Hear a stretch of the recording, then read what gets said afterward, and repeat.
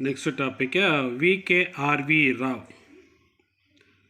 VKRV Rao என்ற full name என்னன்னா Vijayendra Kasturi Ranga Varadaraja Rao. He was born in 1908 July 8th and was died 25th July 1991. இந்த V K R V Rao யாருன்ற பார்த்துடலாம். இந்த PR Brahmananda இருக்கார்ல, அவர் ஒரு economist. அவர் என்ன சொல்கிறாருன்னா, அக்கார்டிங் டு பிஆர் பிரம்மானந்தா ஃப்ரீடத்துக்கு முன்னாடி பின்னாடியும் சரி, ஆஃப்டர் அண்ட் பிஃபோர் இண்டிபெண்டன்ஸ் இந்தியாவில் பார்த்தீங்கன்னா ஃபேமஸ்ட் எக்கனாமிஸ்ட் இருந்திருக்காங்க. யாராருன்னா D R Gadgil, C N Vakil and V K R V Rao. அதில் ஒருத்தர் தான் இந்த V K R V Rao. Trinity of pre independent and post independent Indian economist இவங்களாம். இந்த ஸ்காலர்ஸ் என்ன செஞ்சுருக்காங்க, இம்பாய்டு என்ன எடுத்திருக்காங்கன்னா, with a missionary zeal and analyze the Indian economic problems with view to designing and propagating economic policies and programs and plans to India's national advantage. அதில் விகேஆர்வி ராவ் என்ன எழுதுறாருன்னா,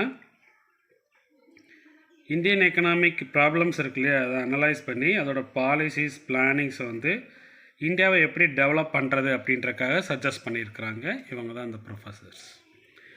விகேஆர்வி ராவோட concepts என்னென்னா, he was an well equipped writer. அவரோட themes என்னென்னு பார்த்தோன்னா, national income, food, nutrition and distribution of goods and employment and occupational distributions. First national income and மெத்தடாலஜியில் பார்க்கலாம். As an applied economist, Rao's name is remembered for his pioneering work on the enumeration of national income of India. National income calculations methods இருக்கு இல்லையா, அது மூலிமா தான் இந்த ராவ் வந்து ரொம்ப ஃபேமஸாக இருக்கிறாரு.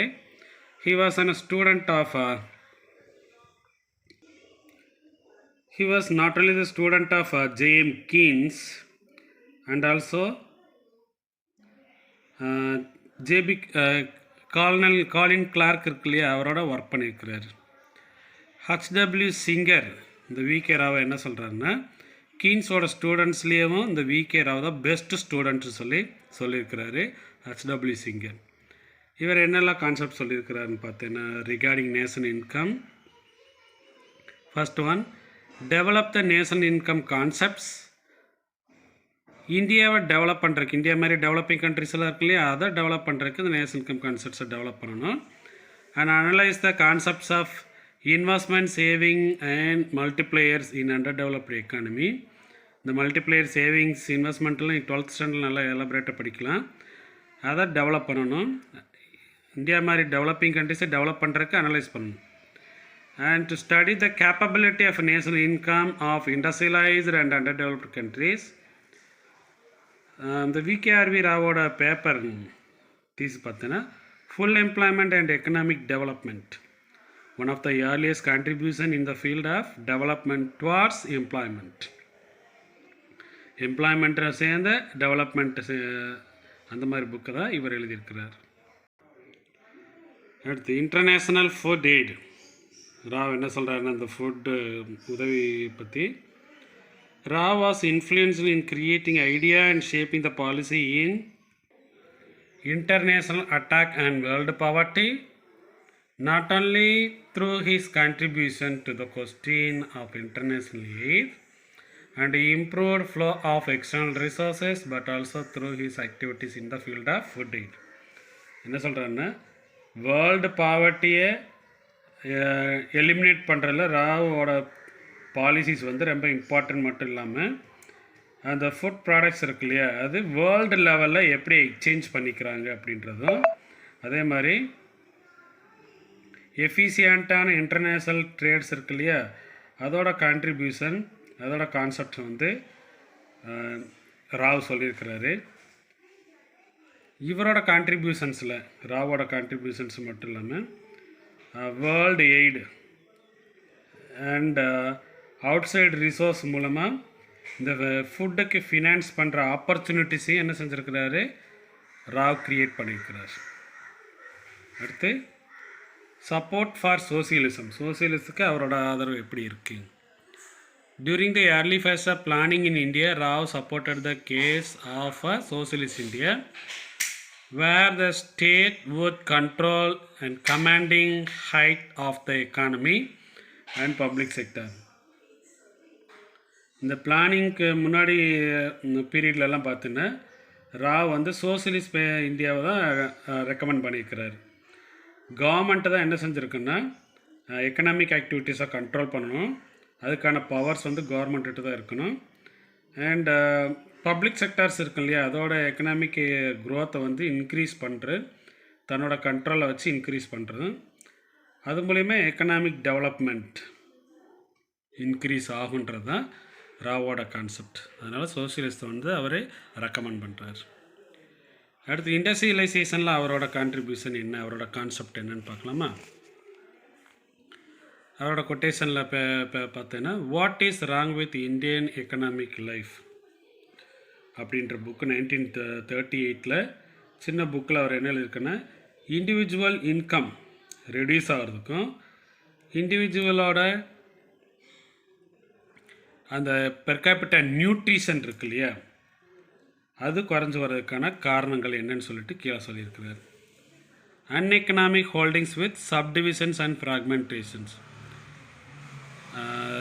லேண்ட் இதெல்லாம் கம்மியாகிட்டே வருதுன்னு சொல்லியிருந்தாலும் அது. அதனால் நிறைய பேருக்கு என்ன கிடைக்கிறதில்ல, நியூட்ரிஷன் இனாஃப் லெவலுக்கு கிடைக்கிறதில்ல. அதனால் அவங்களுக்கு ஏன் கிடைக்கிறதில்லன்னா இன்கம் கம்மியாக இருக்குது. ஏன் இன்கம் கம்மியாக இருக்குதுன்னு பார்த்தீங்கன்னா லேண்டெல்லாம் ஃப்ராக்மெண்டேஷன் பிரிஞ்சு குட்டி குட்டியாக ஆயிடுச்சு.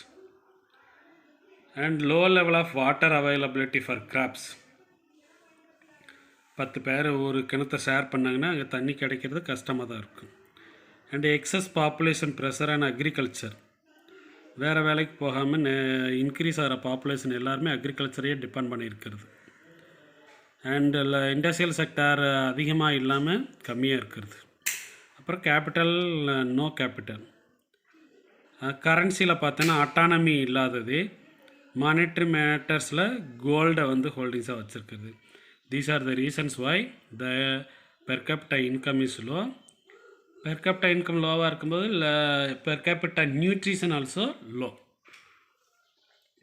அடுத்து வில்லேஜ் கிளஸ்டர்ஸ், ராவ் என்ன கான்செப்ட் வில்லேஜ் ரிலேட்டடாக வைக்கிறாருன்னு பார்த்தீங்கன்னா, வில்லேஜஸ் எல்லோரும் ஒன்று சேர்ந்து the rural communities had to be given viable base.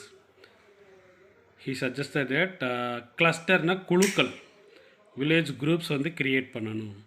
Then only the rural will be developed.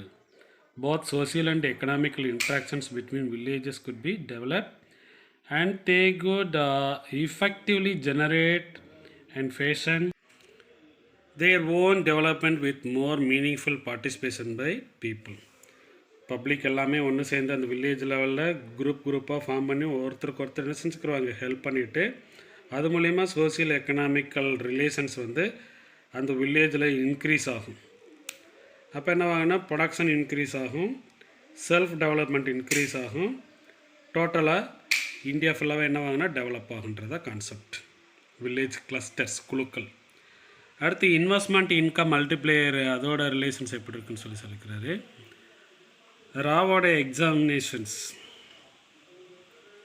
interrelation between investment income and multiplier in an underdeveloped economy in the year 1952 அப்படின்ற macro economic theory வந்து Rao analyse பண்ணிவிட்டு அதில் என்ன சொல்லியிருக்கிறாருன்னா, இவர் யாரோட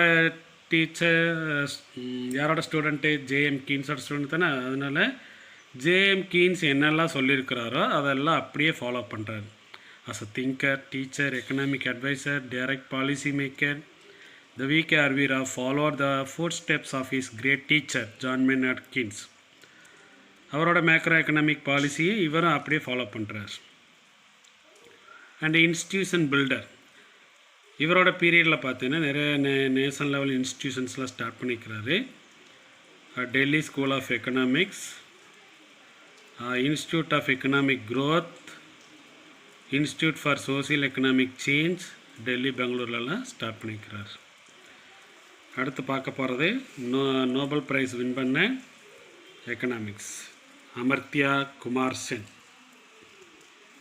அமர்த்தியா சென் தான் Indian economics Nobel prize வாங்கினார். இந்த நோபல் கமிட்டிஸ் என்ன சொல்கிறாருன்னா, அவரை பற்றி சொல்லும்போது என்ன சொல்கிறாங்கன்னா, social choice theory, development economics, study and poverty and famine, concept of entitlements, capability development, இதெல்லாம் சேர்த்து அவர் எக்ஸ்பிளைன் பண்ணி ஒரு கான்செப்ட் சொல்லிக்கிறார். 1998 அவரோட சோசியல் சாய்ஸஸை இதெல்லாம் சொல்லியிருக்கிறாங்க. அதில் ஃபஸ்ட்டு பாவர்ட்டி அண்ட் ஃபெமைன்னு அவரோட கான்செப்ட் என்னன்னு பார்க்கலாம். an essay on entitlement and deprivation அப்படின்ற புக்கில் 1981 not only theoretical and also applied work. இவரோட புக்லேயும் சிறந்த ஒன்று தான் இந்த ரொம்ப ஃபேமஸானது இந்த பாவர்ட்டி அண்ட் ஃபெமைன்ற புக் ரிலேட்டட். இந்த புக்கில் அவர் என்ன சொல்லியிருக்கிறார், நிறைய ஃபெமைன்ஸை வந்து அனலைஸ் பண்ணியிருக்கிறார். ஒரிஜினல் ஆங்கிள் அனலைஸ் பண்ணிவிட்டு அதுக்கான காரணங்கள்லாம் என்ன அப்படின்னு சொல்லி எக்ஸ்பிளைன் பண்ணிக்கிறாரு. பாவர்ட்டி ரிலேட்டட் நிறைய எக்ஸ்ப்ளனேஷன் வந்து அனலைஸ் பண்ணிவிட்டு பாவர்ட்டி ஃபுல் அது மாதிரி நிறைய பாவர்ட்டி ரிலேட்டடான புக்ஸ் எல்லாம் படிச்சுட்டு அவர் என்ன கன்க்ளூஷனுக்கு வர்றாருன்னா, அந்த incidents of absolute poverty and relative deprivations, முழு பாவர்ட்டிக்கும் அது ரிலேட்டட் பாவர்ட்டிக்குமான ரீசன்ஸை வந்து சொல்லி எல்லாரோட அட்டென்ஷனையும் இவர் என்ன செய்கிறார், அட்ராக்ட் பண்ணுறார். பாவர்ட்டி அண்ட் இன்இக்வாலிட்டி அதில் என்ன அவர் சொல்லியிருக்கிறாருன்னா, Sen has carried out massive work on poverty and inequality in India. இந்தியாவில் வந்து பாவர்ட்டி அண்ட் ஈக்குவாலிட்டி இருக்குல்ல, அதை பற்றி நிறைய எழுதியிருக்கிறாரு. Income distribution and below poverty line கீழே இருக்க அந்த பப்ளிக்கோட பீப்புளோட கன்சம்ஷன் அதெல்லாம் அக்கௌண்ட்டில் எடுத்துக்கணும் அப்படின்றத இந்த அமர்த்தியா சென்னோட கான்செப்ட் கொடுத்துருக்காங்களா. சென்ஸோட மேஜர் பாயிண்ட் என்னென்னா, the distribution of income consumption among the persons below poverty line is to be taken into account. எல்லோரும் இருப்பாங்க, கன்சம்ஷன் ப்ரொடக்ஷன் நடந்துட்டு தான் இருக்கும், இன்கமில் இருந்துட்டு தான் இருக்கும். அதெல்லாம் இல்லாமல் இருப்பாங்களே பிலோ பாவர்ட்டி லைன் பீப்புள், அவங்கள கணக்கில் எடுத்துக்கணும். எதுலன்னா இந்த பாவர்ட்டி அண்ட் இன்இக்வாலிட்டி அனாலிசிஸில். அடுத்து கான்செப்ட் ஆஃப் கேப்பபிலிட்டி பார்த்தீங்கன்னா, the concept of capability developed by Sen has been cited better index of well-being than commodities are utilized. திறமை இருக்கு இல்லையா, அது வந்து எதைப்படி எடுத்துக்கணுன்னா கமாடிட்டிஸ் யூட்டிலிட்டிஸ் படி எடுக்காமல் அந்த பீப்புளோட வெல்பீயிங் எப்படி வாழ்கிறாங்க அப்படின்றத வச்சு அவங்கள எடுக்கணும். கேப்பபிலிட்டினா என்னென்னு டிஃபைன் பண்ணிக்கிறார் பார். த எபிலிட்டி ஆஃப் டிரான்ஸ்ஃபார்ம் ரால்சியன் அப்படின்னா ரா மெட்டீரியல்ஸ், அந்த ப்ரைமரி குட்ஸ் வந்து எப்படி ஃபைனல் குட்ஸாக மாறி பப்ளிக்கோட வெல்பீயிங்க்கு ஹெல்ப் பண்ணுது அப்படின்றத கேப்பபிலிட்டின்றது. ரா மெட்டீரியல்ஸ் வந்து பப்ளிக்கோட வெல்பீயிங்க்கு கன்வெர்ட் பண்ண முடியல ஃபினிஷ்டு குட்ஸாக, அதுதான் அந்த கேப்பபிலிட்டின்றது. அடுத்து என்டைட்டில்மெண்ட் அப்படின்னா ரைட்ஸ், உரிமைகள். அதில் அவரோட கருத்து என்னென்னு பார்த்தீங்கன்னா, Sen has included the concept of entitlements like nutrition, food, medical and healthcare, employment, security of food supply in times of famine, etc. அந்த நியூட்ரிஷனான food, medicine, health, employment opportunity, இதெல்லாம் அந்த ஃபெமைன் டைமில் எப்படி கொடுக்குறாங்க, அது வந்து அவங்களுக்கு கண்டிப்பாக கிடைக்கணுன்ற மாதிரி ரைட்ஸ்ன்றது கம்பல்சரி தானே, அந்த மாதிரி கிடைக்கணுன்றது. And he consider famine as a arising out of a failure of establishing a system of entitlements. இதில் எது ஒன்று கிடைக்காம போனாலும் அது என்னென்னா அவங்களுக்கு ரைட்ஸ் இல்லை, கிடைக்காம போயிடுச்சு. அந்த ரைட்ஸை வந்து அவங்க அச்சீவ் பண்ணுறதுக்கு அவங்களால முடியாமல் தோற்று போயிடுவாங்க இல்லையா, அதுதான் இந்த மேலே சொன்ன இந்த நியூட்ரிஷன் ஃபுட் இதெல்லாம் கிடைக்காம போகிறதுக்கான காரணங்கள் அப்படின்றது. அடுத்து சென்ஸோட சாய்ஸ் ஆஃப் டெக்னிக் அப்படின்னா என்ன? சென்ஸ் சாய்ஸ் ஆஃப் டெக்னிக் அப்படின்ற புக்கில் அவர் என்ன எழுதியிருக்கிறாருன்னா, ஒரு லேபரர்ஸ் அதிகமாக இருக்கிற எக்கானமியில் போய் மெஷின்ஸ் கேபிட்டல் அதிகமாக யூஸ் பண்ணோன்னா அங்கே என்ன செய்ய முடியாது, எம்ப்ளாய்மெண்ட் ஆப்பர்ச்சுனிட்டி இன்க்ரீஸ் பண்ண முடியாது. அதுதான் சாய்ஸ் ஆஃப் டெக்னிக். அப்போ அந்த எக்கானமியில் என்ன டெக்னிக் யூஸ் பண்ணியிருக்குன்னா லேபர் டெக்னிக் தான் யூஸ் பண்ணியிருக்கணும். கன்க்ளூடாக அமர்த்தியா சென் என்ன சொல்கிறாருன்னா, இவர் எக்கனாமிஸ்ட்டை தாண்டி ஒரு எத்திக்கல் ஃபிலாசபர், நீதி நியாயம் கருத்துக்கள் இருக்குல்ல, அது ரிலேட்டடாக போகிறவர். And he is a lover of freedom and humanist, மனுஷ நேயம் உள்ளவர். And he has focused on the poor.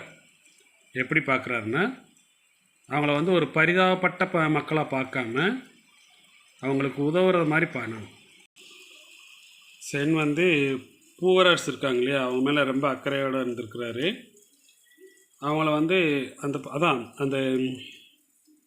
பரிதாபமாக பார்க்காம அவங்களுக்குன்னு அந்த உரிமைகள் மேலே சொல்லியிருந்தாலும் அந்த என்டைட்டில்மெண்ட்ஸ் அதெல்லாம் அவங்களுக்கு ப்ரொவைட் பண்ணணும். அப்படி அவங்களுக்கு கிடைக்காம போயிருந்துச்சுன்னா அவங்களுக்கு அதை கிடைக்க வைக்கிறதுக்கு என்ன செய்யணும் அப்படின்றதுல செஞ்சு கொடுக்கணும் government. Disempowered, folk needing, empowerment, education, health, nutrition, gender equality, safety net in times of distress, all are needed to empower people. இது எல்லாமே அவங்களுக்கு என்னென்னு ப்ரொவைட் பண்ணணும். அப்படி தான் இந்த சாய்ஸ் ஆஃப் டெக்னிக்கில் அமர்த்தியா சென் வந்து அவரோட கான்செப்டை சொல்லியிருக்கிறார். கன்க்ளூட் பண்ணிடலாம். இந்த லெசனில் நீ என்னெல்லாம் தெரிஞ்சிருக்கீங்கன்னா, இந்தியன் எக்கானமியோட resources, features, infrastructure, facility, energy, and also discuss principles of Indian economic thinkers. Gandhi, Thiruvalluvar, Nehru, V.K. R.V. Rao, Kumarappa, Ambedkar, Amartya Sen எல்லாத்தையும் அவங்களோட கான்செப்ட்ஸ்லாம் தெரிஞ்சிருக்கிறீங்க. This should be motivated a student to read good book on economics written by the great economist. இதெல்லாம் நீ தெரிஞ்சுக்கிட்டேன்னா இவங்களோட full புக்கை எடுத்து உனக்கு படிக்கிறதுக்கான interest கிடைக்கும்.